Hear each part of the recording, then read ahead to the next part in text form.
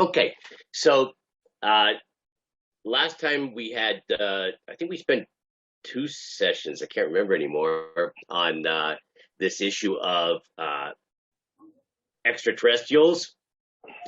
And we examined it first in terms of any textual evidence that there may be some aliens out there. By the way, I don't know if you've been paying attention, but in the United States now, the Congress has been holding hearings on the issue of extraterrestrial life. They've actually even changed the terminologies. They're no longer called UFOs, unidentified flying objects, but they're something else. I forget exactly what they call it. Yeah. So in any case, it's sort of a timely issue. But we saw that there are actually three different approaches in terms of, are there any texts which seem to reflect the existence of these extraterrestrial beings? Some texts could be interpreted to reject such a notion. Some texts seem to maybe reflect an idea like that.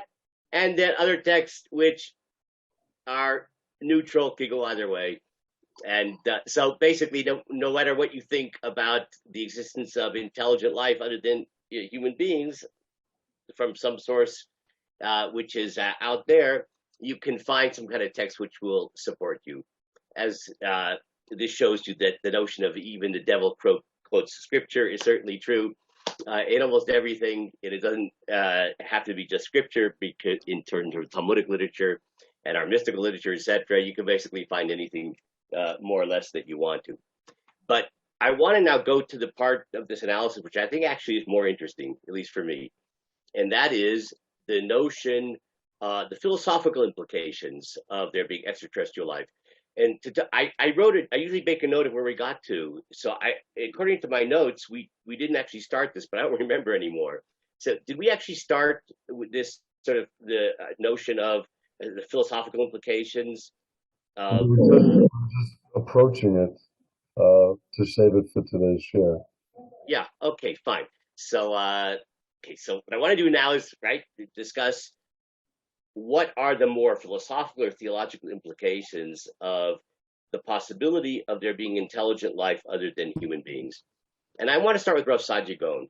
Now, Rav Saadia Gaon, we're talking about 9th century, and then 9th and 10th. He was born in 892 and died in 942.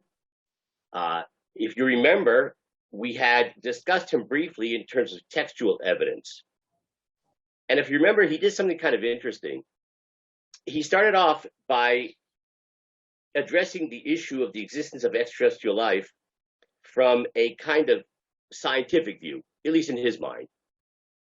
And since he viewed the structure of the cosmos as being geocentric, the Earth is in the middle, and there are concentric rings around the Earth, which contain these other elements of air, fire, and rings that contain the moon, the sun, etc., these concentric spheres. So he said, from a scientific point of view, there can't be any extraterrestrial beings, or any other worlds for that matter. Why? Because since we're in the center and anything heavy goes towards the center, so therefore, if there was a planet out there, something that's a bunch of dirt like Earth, it actually would fall down into the Earth. So there cannot be in the heavens out there someplace another planet, because anything that's a planet would be by nature heavier than air, for instance, and it would then fall down into the Earth. And in order to presumably be part of the Earth, it would have happened already. It's not falling, right? So there was sort of this interesting notion of coming to a conclusion about the possibility of extraterrestrial life based upon scientific or philosophical inquiry. But now we're going to see what he had to say. You'll see how he used the same methodology about the theological implications of the notion of there might be extraterrestrial beings. Let me preface this by speaking briefly about when there were attempts by Copernicus and later on by Galileo, to promote the notion of a heliocentric vision of the universe. That is, that the sun is in the center and we revolve around the sun. There is tremendous opposition to this from the church. Galileo was actually subjected to a papal decree declaring him to be a heretic. Now, why? What is so alarming about viewing the possibility that we're not the center of the universe, right? The sun is, and we're just another planetary entity that goes around and around the sun. So if we actually can take a look at the papal decrees, and they say that it contradicts the clear message of the Bible. Now, what would that possibly mean? So I think what it means is, in two respects, a simple reading of the Bible suggests, number one, that the earth is the center of the universe. It's the story of creation. Right? There's no discussion of other planets or that we're secondary. There's the earth. That is the context of existence. And human beings are the major players in the stage, which is the earth. That's the end all and be all of creation. We're at the center of things. So there's these two notions that, number one, it contradicts sort of the vision of how the universe is constructed, but more perhaps profoundly, it makes it seem less important. We're not the purpose of creation necessarily. If we're not the center, then maybe there's something else, which is the intended purpose of creation, not us. It reduces our sense of self-importance and of centrality. Okay, so bear that in mind for a second. And I want to see what Rav Saadia has to say about this issue of why God created the universe. So he wrote his text in Arabic, and I have the Hebrew translation, but I was able to find an English translation of the part that I want to take a look at. Look what he says here. You'll see how he uses the same methodology, sort of approaching it from a scientific point of view. Even though we see that the creatures are many in number, right? Go to the zoo. There's a lot of different types of animals in the world. Nevertheless, we need not be confused in regard to which of them constitutes the goal of creation. If you understand the multitude of living things that exist, maybe dolphins are the purpose of creation. There are people who claim dolphins are smarter than us, etc. So who says that we're the center and the purpose, the very reason that God created? Just don't get confused when you go to the zoo. For there exists a natural criterion by means of which we can determine which one of all the creatures is the end. Now he's going to say we can use scientific methodology to determine why God created. What's the purpose? When then we make our investigation with this criteria as a guide, we find that the goal is man. He tells you the conclusion already. We are the goal of creation. How does he know that? You'll find out. We arrive at this conclusion in the following manner. Habit and nature place whatever is most highly prized in the center of things, which are themselves not so highly prized. Beginning with the smallest things, therefore, we say that it is noted that the kernel lodges inside of all the leaves. That is due to the fact that the kernel is more precious than the leaves, because the growth of the plant and its very existence depend upon it. Similarly does the seed from the tree grow, if edible, lodge in the center of the fruit, as happens in the case of the nut. But even if a tree grows from an edible kernel, this kernel is located in the center of the fruit.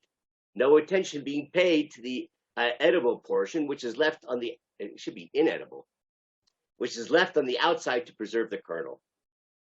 In the same way is the yolk of the egg in the center, because from it springs the young bird and the chicken. Likewise also is the heart of man in the middle of his breast, owing to the fact that this is the seat of the soul and of the natural heat of the body. So too is the power of vision located in the center of the eye, because it is by means of that one is able to see. Okay, let's just pause here for a second. What's he saying?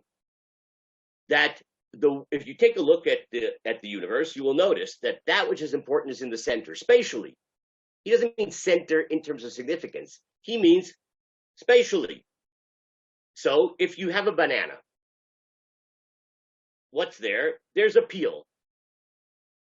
I don't want the peel. I want the fruit. The fruit is inside. It's in the center. The heart. The heart is the most important organ of a human being. Where did God put the heart? He put it in the center.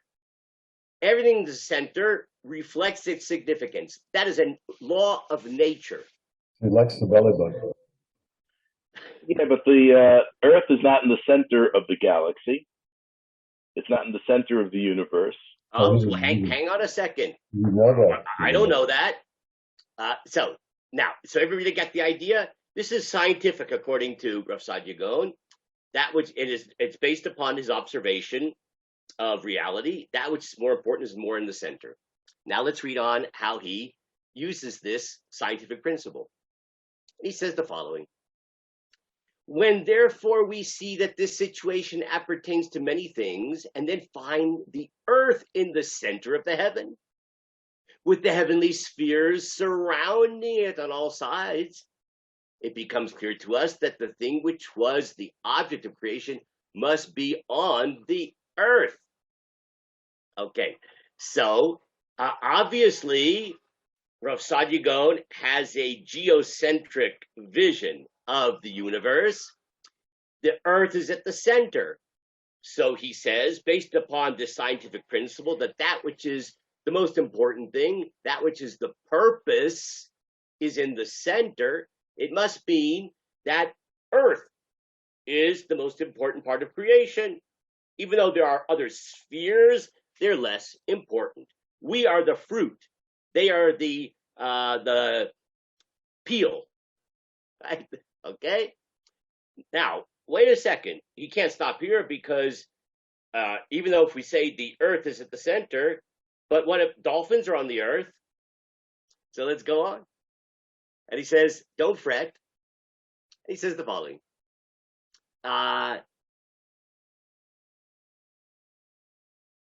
It becomes clear that the thing which was the object of creation must be the earth. Upon further investigation of all its parts, we note that the earth and the water are both inanimate, whereas we find that the beasts are irrational. Hence, only man is left, which gives us the certainty that he must unquestionably have been the intended purpose of creation. So he says the following. Scientifically, we know that whatever is most important is in the center. So now we know that the earth is the most important thing, not the sun, not the moon, not the spheres, etc. Now we decide what's the most important thing on the earth. So he says, well, that's a no-brainer because rocks are inanimate. Well, that leaves trees. They're kind of boring too. And then you have animals, but they don't talk, so they can't be the intended creation. Well, who's left by process of elimination? Arthur, the intended purpose of the creation of the entire cosmos. That's it. So there's this sort of really fascinating approach of, you might call it spatial theology. We can determine the purpose of God's creation by where it's located spatially. The earth is in the center. That was important is in the center, so it's got to be the earth. And by process of elimination, it can't be rocks, can't be trees, can't be animals because they're all dumb. But we're smart, so it's got to be us. Now, you can imagine if you approach things from this point of view, that the suggestion that there could be extraterrestrial life intelligent life is an impossibility, right? It's not only impossible for the first reason he had said, we saw 2 weeks ago, which is that another planet would fall down because heavier things fall down into the center. But in terms of God's intention in creation, it's that which is most important, that which is the intention is in the center. And therefore, it's impossible that there be something which is comparable to a human being, intelligence, because that's how we got to say that human beings are the intended a purpose of creation because we're in the center and we have intelligence. So nothing more to say. And the suggestion of anything to the contrary would be a severe theological blow, reflecting on the centrality of a human being. Is that pretty clear? Now, as Arthur pointed out before we even began, we don't really hold by this. I don't know, maybe Bruce maybe holds by this. I'm not so sure. But I think generally we hold that it's a heliocentric vision, at least of our universe, right? We're not at the center. If we're not at the center, then according to Rav Sadia Gaon's thinking, the sun is the intended purpose of creation. It'd be a little hard to understand why God would create the sun as the purpose of creation, unless you think the sun is a god. I think you're drawing a wrong conclusion, because basically he belonged to the school of thought of Kalim, I believe it was, and one of the principles of that is an observation of the natural world reveals the existence of a creator. And so when you look at the world, all you're seeing is a remez of the creator. And this hint of the creator can be misinterpreted. And I think he may have interpreted it this way. And the danger here is, obviously, if you are wrong on one point, as you said, you're wrong on everything else. Excellent. Excellent. I'm sorry, I didn't want to cut you off. You wanted to add something? No, I'm just saying, but the reality here is he's not trying to prove that man is in the center necessarily. He's just pointing out observations of the natural world, revealing the creator.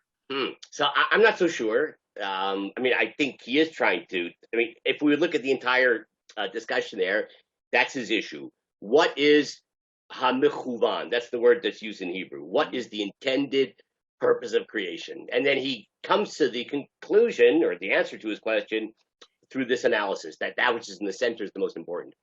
But I love what you said, Arthur, in terms of this is very dangerous, because once we say that, guess what, Rav Sadia Gaon, we're not in the center, then where the entire theology falls apart. Well, do you have the Ramchal in your notes?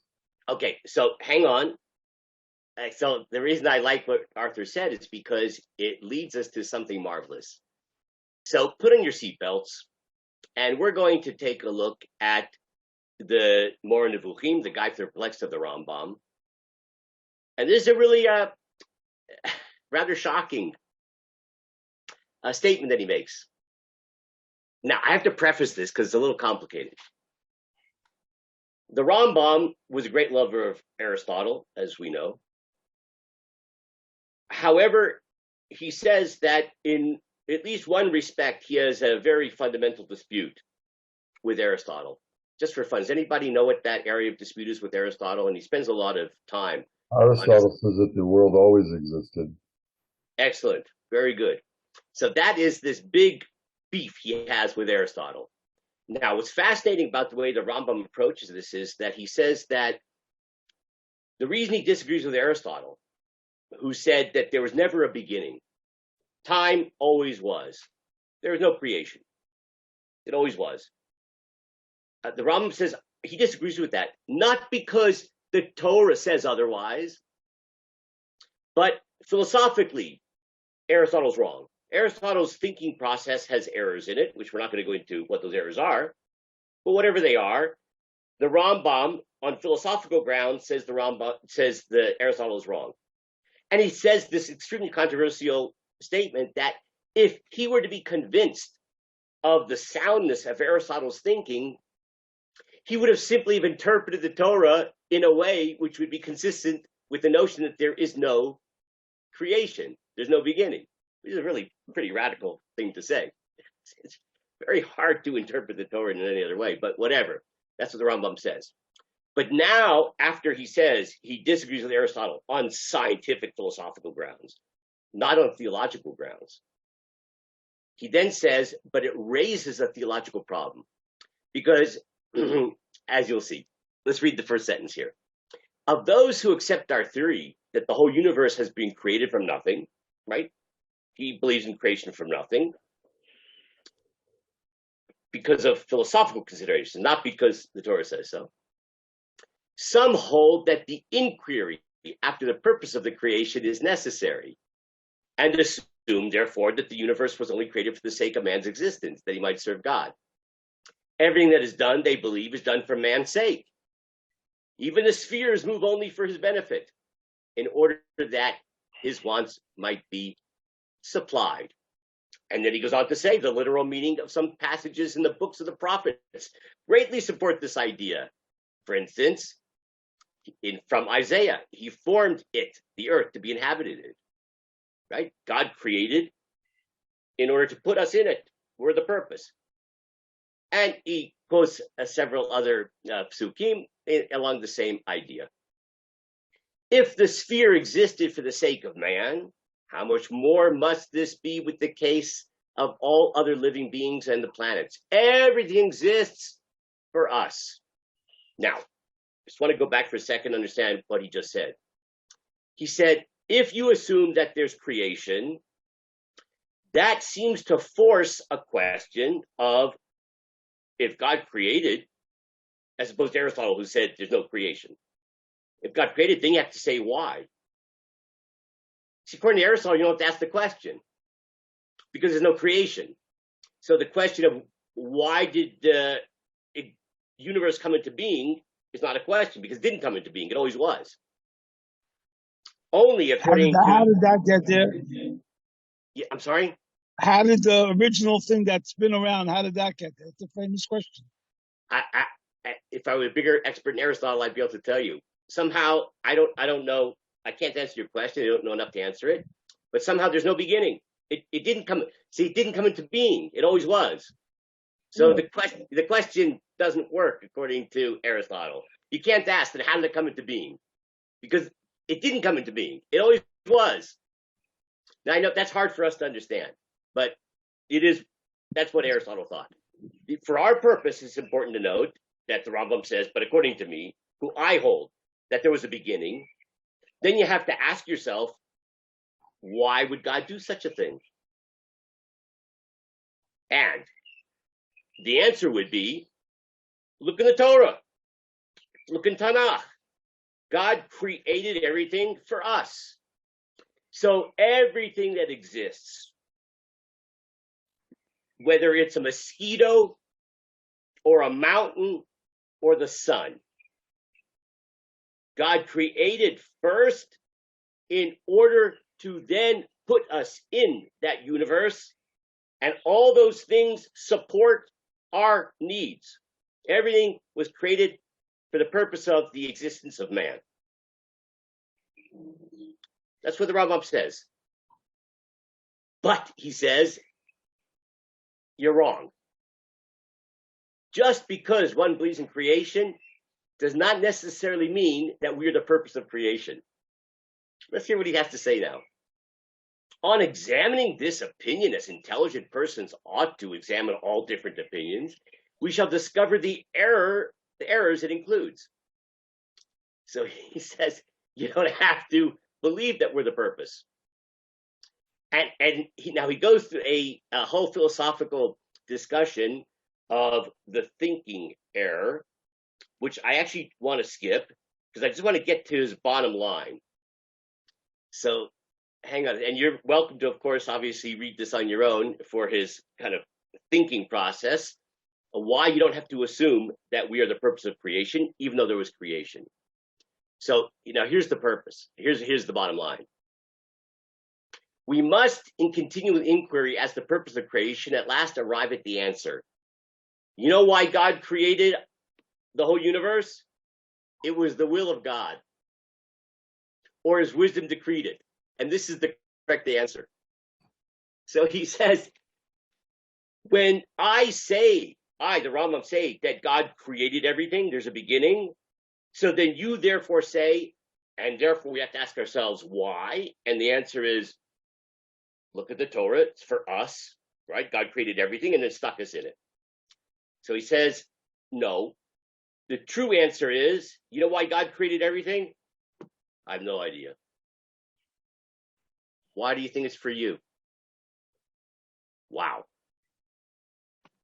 And then he says that you can even find hints of this idea in our davening. Look what he says here.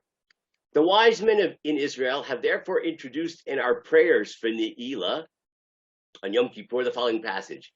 Thou hast distinguished man from the beginning and chosen him to stand before thee. Who can say unto thee, what dost thou?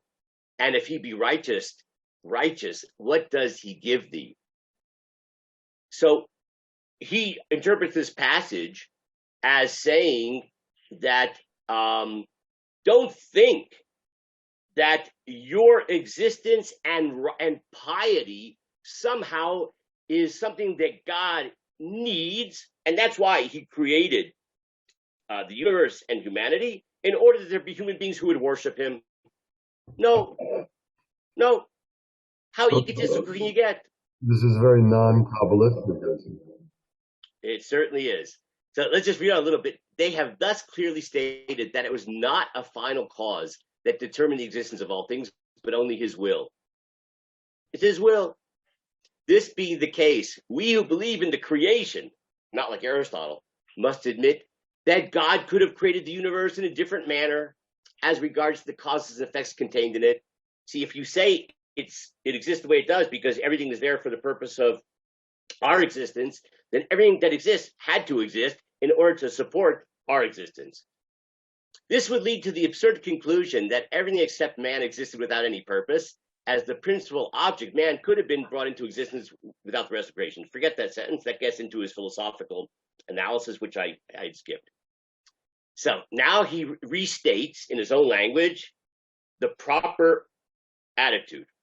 I consider, therefore, the following opinion as most correct, according to the teaching of the Bible, and best in accordance with the results of philosophy. Very important to the Rambam. Namely, that the universe does not exist for man's sake, but that each being exists for its own sake, and not because of some other thing. Thus, we believe in the creation, and yet need not inquire what purpose is served by each species of the existing things, because we assume that God created all parts of the universe by his will, some for their own sake and some for the sake of other beings that include their own purpose in themselves. In the same manner as it was the will that the will of God that man should exist, so it was his will that the heavens with their stars should exist, that there should be angels, and each of these beings is itself the purpose of its own existence. When anything can only exist provided some other thing has previously existed, God has caused the latter to precede it, blah, blah, blah. Skip that last sentence there. So what's he saying? You know why the sun exists? Because God wanted it to exist. It's not for us. Not necessarily. It could be something that exists for us. But don't assume that all of existence is in order to serve our needs. You know why mosquitoes exist? Because God wanted them to exist. They exist for their own sake. Their existence is not justified by our existence. And he goes on. It gets more radical. You must not be mistaken and think that the spheres and the angels were created for our sake. He also believed in this notion of spheres. Our position has already been pointed out to us by, he says in Isaiah, behold, the nations are as a drop of a bucket. He doesn't interpret that pasuk as meaning the nations as opposed to us. He means humanity. Yeshayahu says, all humanity is just a drop of a bucket, garnished.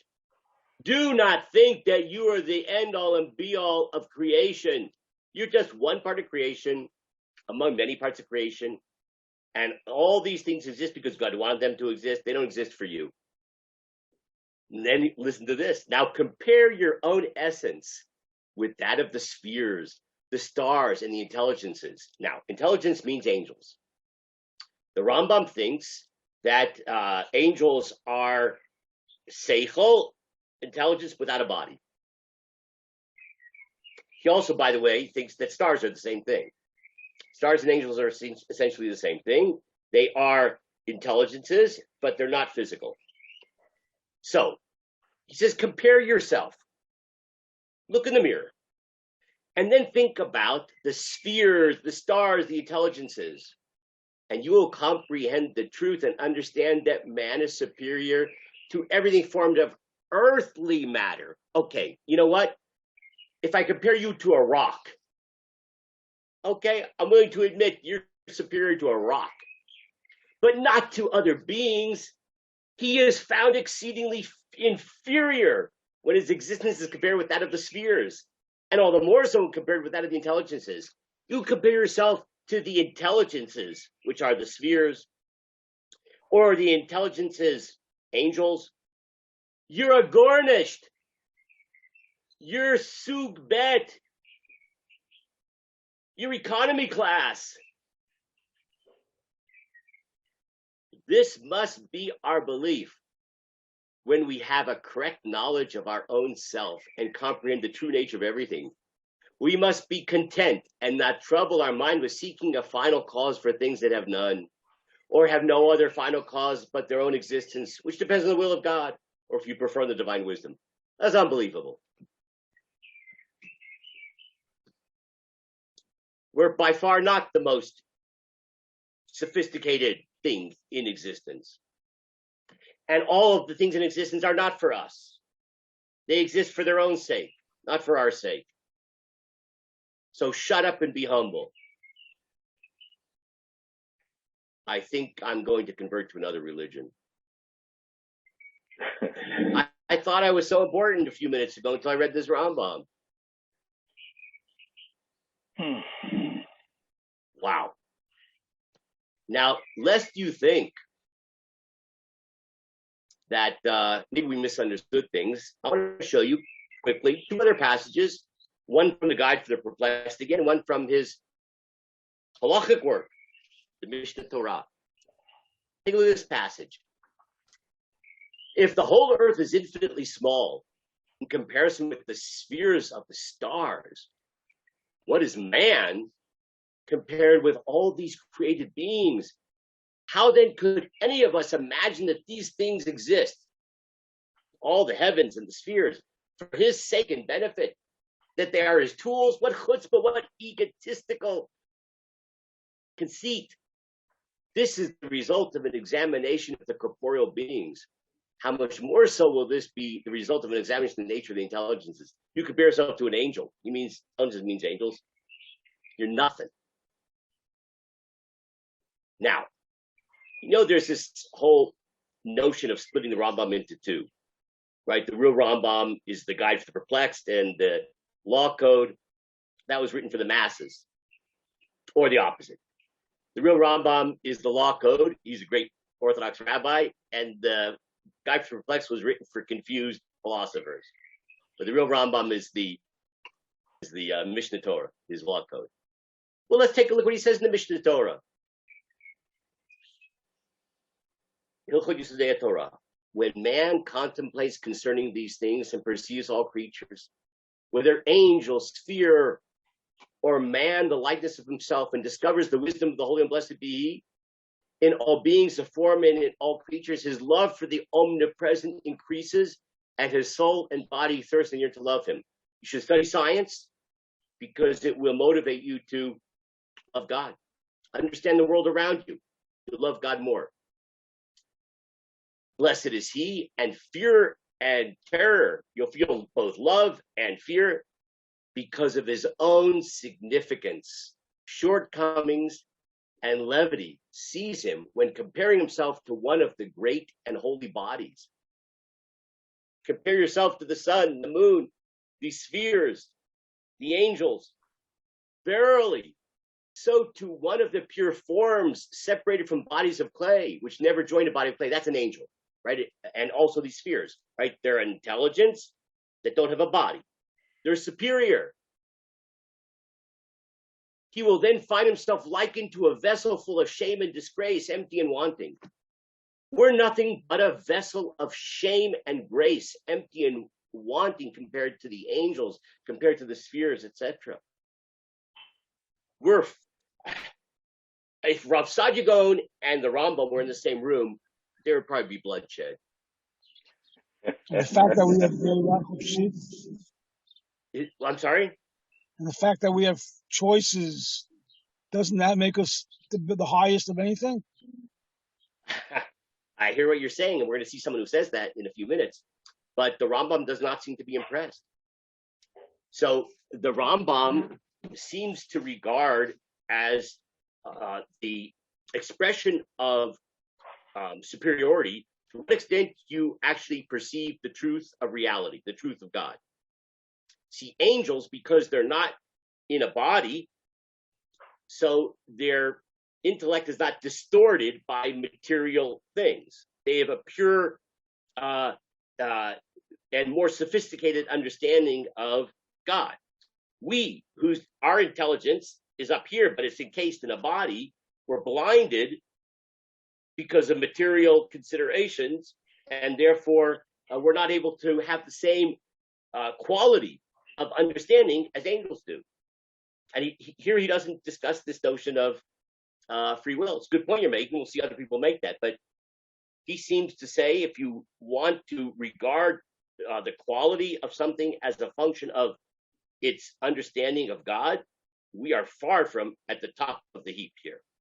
And we are not necessarily at all the purpose of existence. Yeah. Okay. I have a couple sources here where he discussed this idea of what an angel is. And he actually says that what Aristotle calls separate intelligences, that's the term, philosophical term, separate from physical. That's why angels are called separate intelligences, intelligence without a body. He says we call angels, but it means the same thing. This is a very typical example of how the Rambam takes philosophical terms and says that the Torah itself is expressing those in its own way. Okay. Now, I hope you appreciate just how radical this Rambam is and how far-reaching it is. So according to this Rambam, there certainly could be, I would imagine, intelligent beings. Why not? Who says that you're the end-all and be-all of existence? On the contrary, there are more intelligent beings than you, like angels. And if they're angels, why can't there be extraterrestrials? Possible. He doesn't explicitly discuss it, but from a philosophical point of view, he doesn't have this notion that we are the center of all existence. We're the end-all and be-all of God's creation, even though he believes in creation. Now, here's something amazing. It's a lot of fun to examine these topics and find surprising things. Did I hear someone say that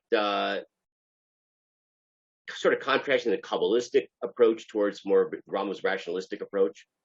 Well, just the Ramchal is an example, though. The whole end-all and be-all is mankind and our ability to affect the cosmos. I mean, it sounds like the purpose of all creation, according to Ramchal, is mankind, is in fact Jews. And yeah. doing mitzvot. Okay, so we'll actually discuss that approach in a few minutes. But it's important that you mention it now, just to appreciate how radical this Rambam is. Now, Rav Kook, if you had to guess how Rav Kook would weigh in on this, Rav Kook was a Kabbalist. He also loved the Ramchal. I would have guessed that Rav Kook would not be comfortable with this Rambam. Okay, now I want to share with you something super interesting.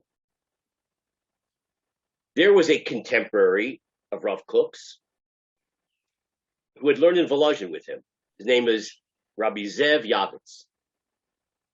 Rabbi Zev Yavitz was, if you see a picture of him, he looks like a Lithuanian Rosh Yeshiva. And he was a Lithuanian Torah scholar of the highest level.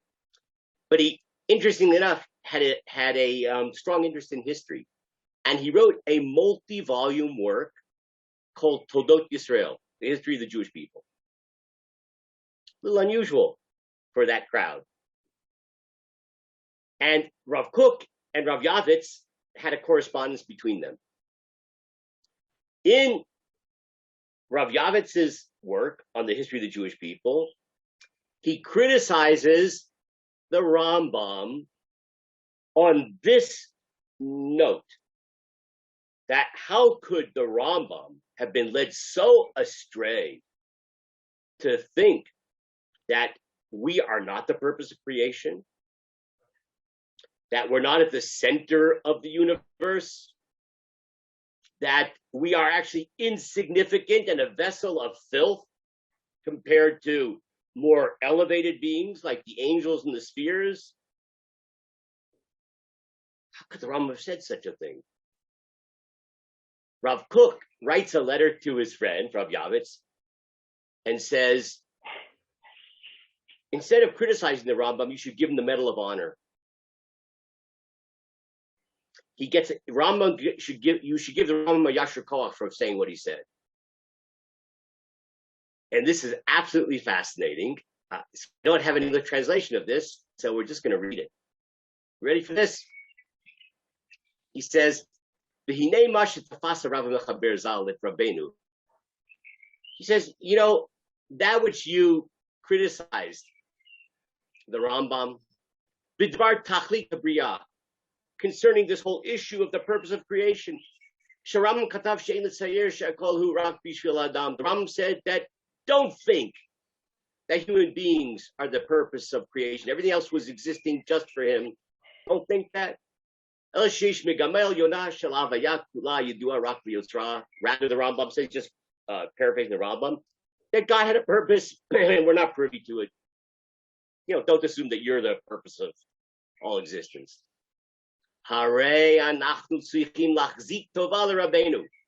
We should give a big Yashar Koach to Rabbeinu, the Rambam. We're telling us his opinion. Now, why should the Rambam get a big Yashar Koach?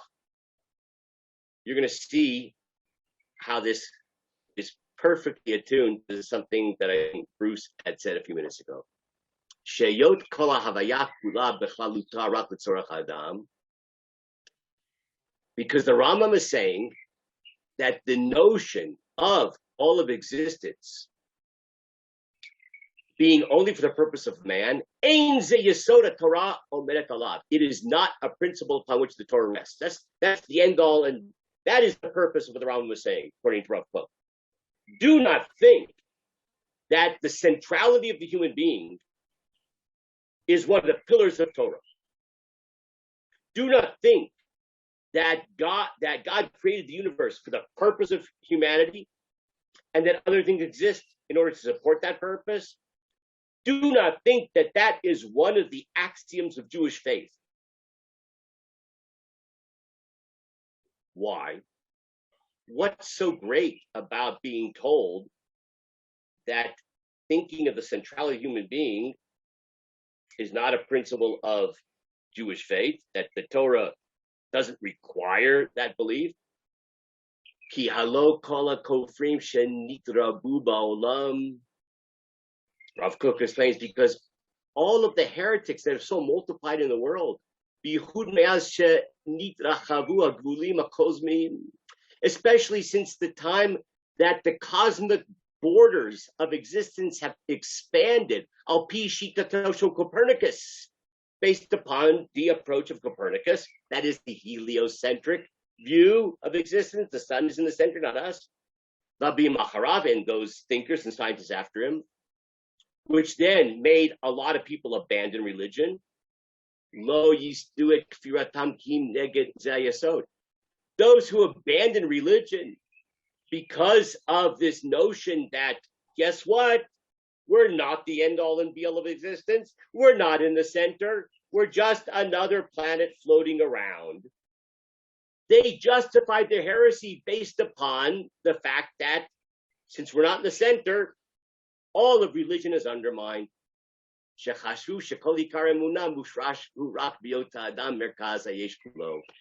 Because there was this erroneous thought, which they thought, that all belief is rooted in the notion of the centrality of the human being.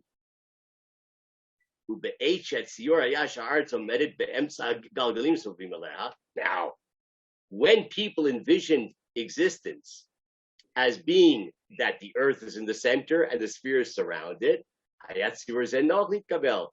then you could say, if people viewed the earth that way, everything is good. But now that people understand the world in a more expansionistic way, in fact, we're not in the center. Then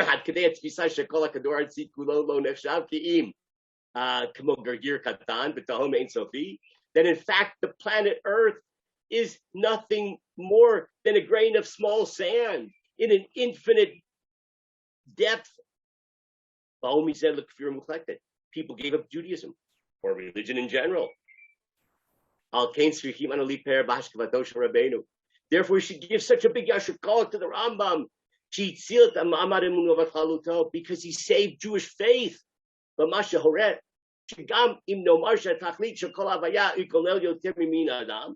That even if you say that the purpose of creation included not just human beings, but all kinds of things, nevertheless, the Torah survives.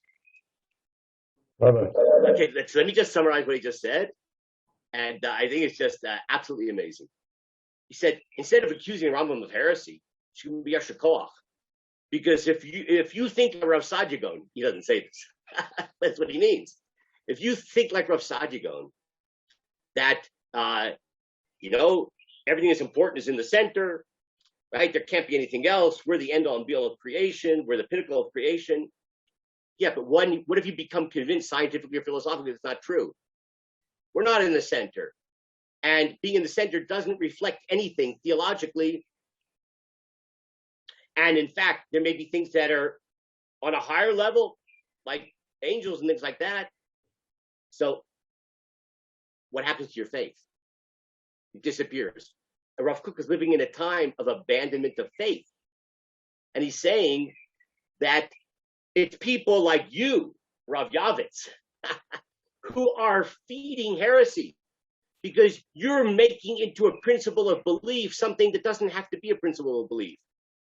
And therefore, when people want to be modern and scientific and say that we're not the center of the universe, they also think that I can't be an Orthodox Jew anymore because they think that's the pillar of faith, this notion of the centrality of the human being.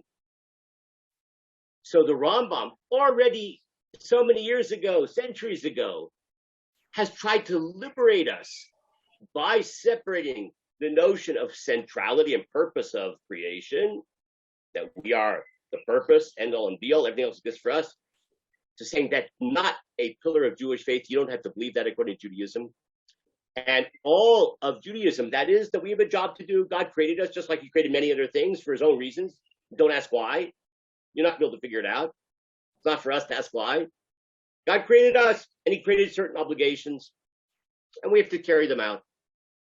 And that's it. So the Rambam deserves a Yashar Koach. He has saved Judaism from being dependent upon antiquated scientific notions. Yes. Well, first of all, I'm not sure it's preponderant view in Judaism, which is much more mystical today. But also, decades ago, the U.S. government had done various studies, and one of their conclusions was if they would reveal that they're, in those days called UFOs, that we don't know where they're from and they may be from somewhere else with other living beings flying them, it would cause such socio and economic panic and collapse, it's worth covering it up under all circumstances. Until now that it's in Congress being discussed, but that took a lot of pressure for this very reason, that they were afraid of the whole reaction of every religion all over the world. Yeah, so that's fascinating. So that's exactly what Rav Kook is addressing. It's based upon a mistake, right? Because people think that somehow their whole religious sense of the meaning of life is dependent upon that we're the purpose of existence. That's why God created the universe. That's not a basic belief in Judaism. There doesn't have to be. Producers who believe this. Excuse me? Yeah, people that you know. Yeah, I'm sure. So now, the Rambam, now Rav Kook actually does something really interesting now, and I think I'm just going to paraphrase for you what he says here, and you just trust me. He then says something interesting about the Rambam. I'll read just a few lines here. V'chein hu darko shel Rabbeinu tamid, says this is the way of the Rambam always. לבנות את יסודות האמונה על בסיסים חזקים, מה שאי אפשר לפחות מהם. He says the way of the Rambam in Jewish philosophy or theology is to build the pillars of faith upon very sound foundations that are absolutely critical for the structure of Judaism to rest upon. In other words, the Rambam would never list as a pillar of Jewish faith something that, if you would remove it, Judaism would still stand. So let's say like a stool with 3 legs, right? If you can't have a stool with 2 legs, right? So you need all 3. The Rambam doesn't think that we should pile on to Jewish philosophy ideas that are not absolutely critical to the continued existence and integrity of Jewish belief. So there may be things that are true, could be, but they're not necessary.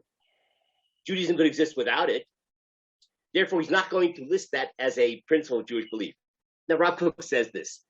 I'm not sure I buy this, right? Because he actually wants to suggest that if you would ask the Rambam, tell me the truth. You know, no one else is listening right now, Rambam. Do you think God created the universe for our sake? So Rav Kook is suggesting the Rambam might say, to tell you the truth, I think maybe that is why. I can't know because I'm not privy to God's mind. But I think that's why. But it's not a principle of faith. Judaism can exist without it.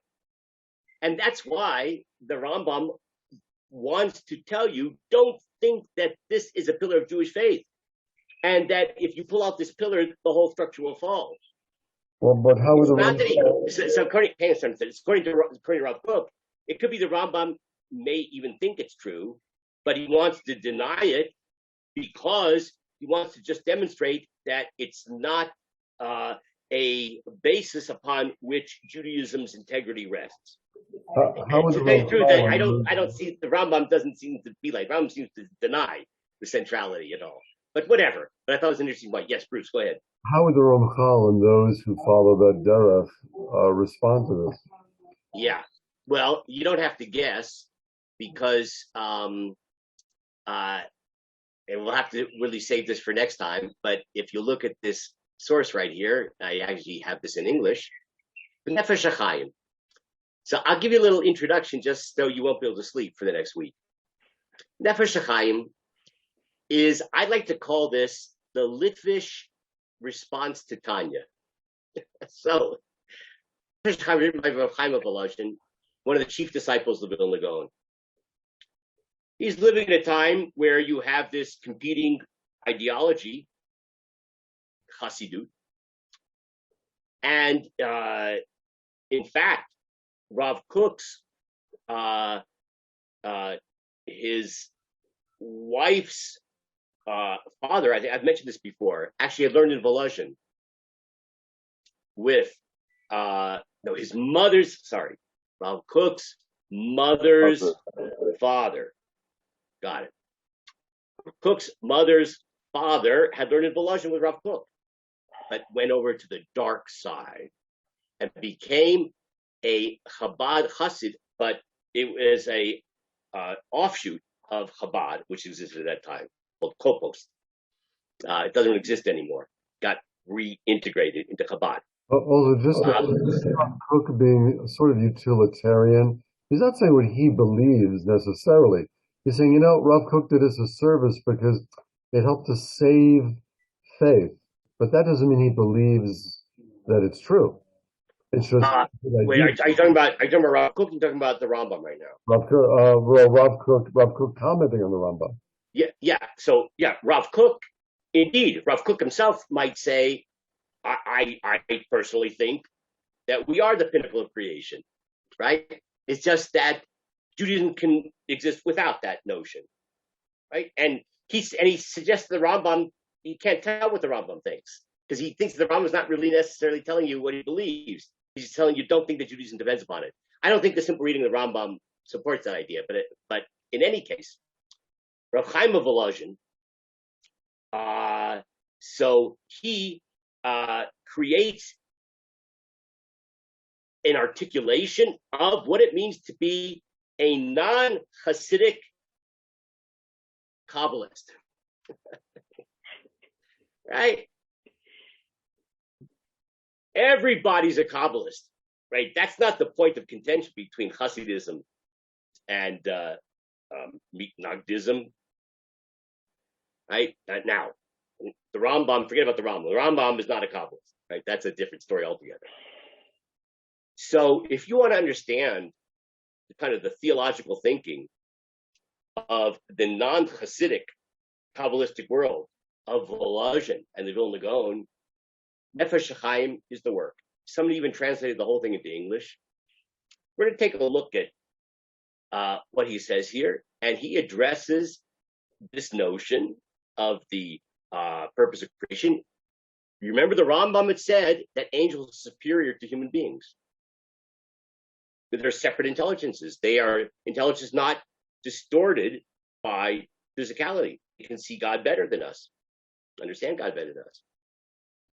The Nefesh Chaim is going to argue that there's some truth to that, but we're actually more important than angels. Directly taking on the Rambam, and you'll see why, based on this Kabbalistic theory. And that's the Ramchal very much echoes this idea. It's really very central to a Kabbalistic worldview, but for that we will have to wait until next week. I hope you'll be able to sleep till then. Another cliffhanger. Take care. Thank you. Thank you. Thank you very much. My pleasure. Bye-bye. Bye-bye. Shavua tov. תודה רבה, שבוע טוב. Okay, guys, may everyone live long and prosper.